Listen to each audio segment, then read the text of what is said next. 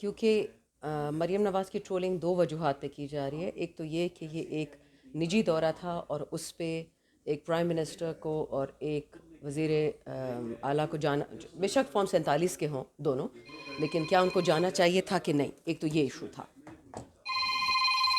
دوسرا ایشو یہ ہے کہ جو لوگ ان کے ہاتھ وٹ ایور ان کو جو ملنے کا طریقہ تھا، اس پہ میں اس لیے بات نہیں کروں گی کیونکہ ہمارا دین ان چیزوں پہ بہت اسٹرکٹ ہے. اگر آپ کو یاد ہے حضرت عائشہ رضی اللہ عنہا پہ تہمت لگائی گئی تھی اور پھر قرآن میں سورہ برات نازل کی گئی تھی بغیر بسم اللہ کے. وہ واحد صورت ہے تمام قرآن پاک میں جس میں اعوذ باللہ من الشیطان الرجیم بسم اللہ الرحمن الرحیم نہیں ہے، کیونکہ جو لوگ گندگی اچھالتے ہیں، چاہے وہ مریم ہو چاہے وہ زرداری ہو جو بھی ہو، ہم ان سے نہیں ہیں کیونکہ ہمارا اللہ ہمیں اجازت نہیں دیتا. ہاں جو آپ کا ایک آفیشیل رول ہے، بے شک آپ نے نقلی پکڑا ہوا ہے عہدہ سی ایم کا یا پی ایم کا، لیکن آپ اپنے ملک کی عزت رکھا کریں. ہاں اگر آپ خود ایک نجی طریقے سے ان کو گریٹ کرنے جا رہے تھے کہ جی ہمارے دوست ہیں، وہ ایک الگ بات ہے کہ کبھی آپ کے قطری دوست ہوتے ہیں کبھی اور دوست ہوتے ہیں، اس میں میں کچھ نہیں کہہ سکتی. لیکن میں اس بات کو ضرور ڈسکریج کروں گی کہ کبھی بھی ایک عورت جتنی بھی بری ہو جیسی بھی ہو، اگر اس نے ایک دفعہ کہہ دیا کہ میں مسلمان ہوں تو ہمیں اس کی نجی حرکتوں سے گریز کرنا چاہیے. بے شک وہ وزیر اعلیٰ اپنے آپ کو بڑے صوبے کا کہتی ہے، لیکن ہمیں اس کے لیول پہ نہیں جانا چاہیے. مجھے پتہ ہے کہ اگر یہ خدا نخواستہ خان کی بیٹی کرتی یا خان کی بہن یا خان کی ماں جو بھی ہو نا، اگر کوئی ایسے کرتی یا میں کرتی تو یہ لوگ بہت غلط بات کرتے. اینڈ آئی تھنک نون میں پیپل میں اور ہم میں فرق یہی ہے کہ ہمیں کیچڑ نہیں اچھاڑنا چاہیے. میں اور آپ کی توسط سے پی ٹی آئی والوں کو بھی کہہ رہی ہوں کہ پلیز ان چیزوں میں مت پڑیے گا. اس کی فیل پرفارمنس دیکھیں، اس کی بربادی دیکھیں. پنجاب میں جو باپ بیٹی نے کل کہتی ہے مریم اس بات پہ اب کوئی بات نہیں کر رہا کہ تو پنجاب کے لوگ کا پیسہ ہے کون کھا گیا. بھئی اپنے والد سے پوچھو، اپنے چاچا سے پوچھو جو چوری کر رہے ہیں پچھلے 47 سال سے. یہ چیزیں we should discuss not these things.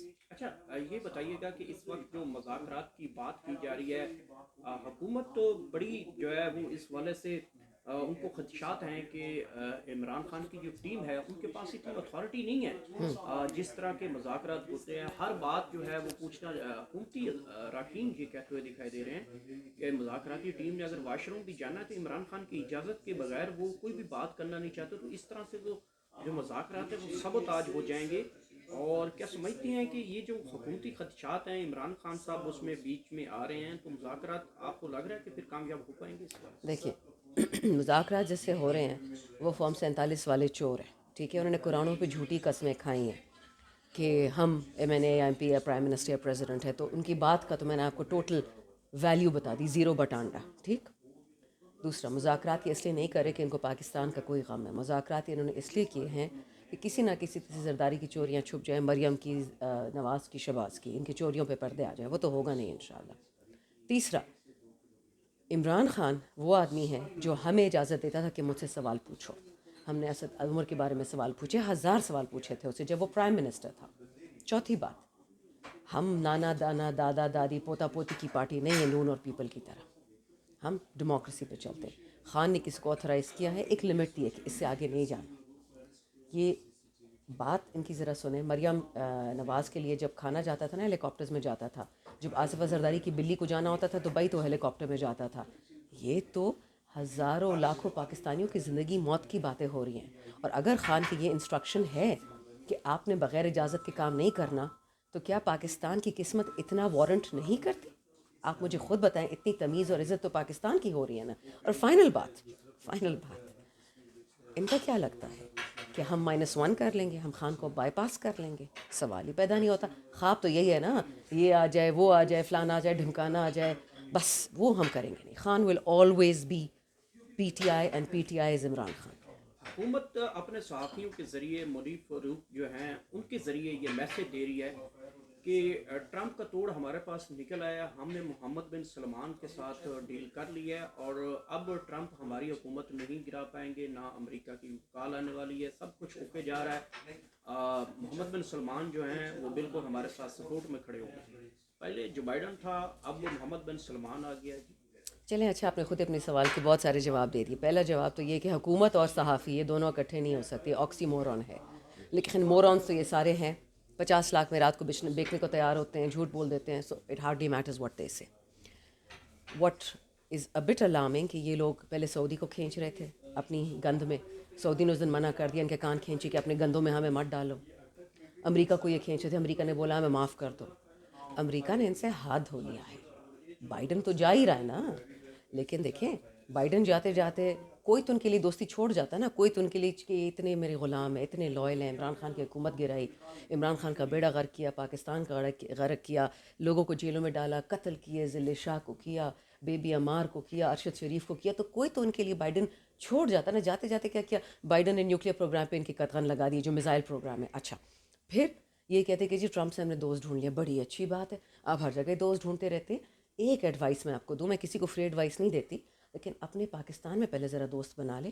جن لوگوں کو اپنے مردہ خانوں میں, سرد خانوں میں رکھا ہوا ہے نا, پہلے ان کے خاندانوں سے دوستی کر لے, ان سے معافیا مانگ لے. باہر کی گوری چمڑے سے ہمیں پتہ ہے آپ پھسل جاتے ہیں, آپ میں تو اتنی ہے نہیں ہمت.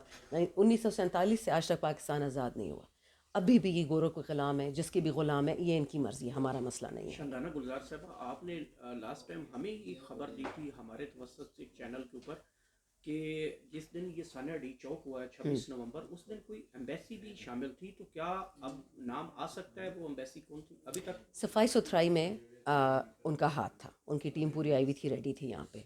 اور میں اب اس لیے نہیں بتا سکتی کیونکہ میں انفارچونیٹلی ایم این اے ہوں, میں نے سیکرٹس ایکٹس کے اندر ان منحوسوں کی بھی عزت رکھنی ہوتی ہے جو ہمارے ملک پہ ہاتھ ڈالتے ہیں. لیکن دیکھیں میں ان کو کیسے بلیم کروں, جب اپنا بندہ بکا ہوا ہے, جب اپنا بندہ غدار ہے, تو میں دوسروں سے کیا گلہ کروں.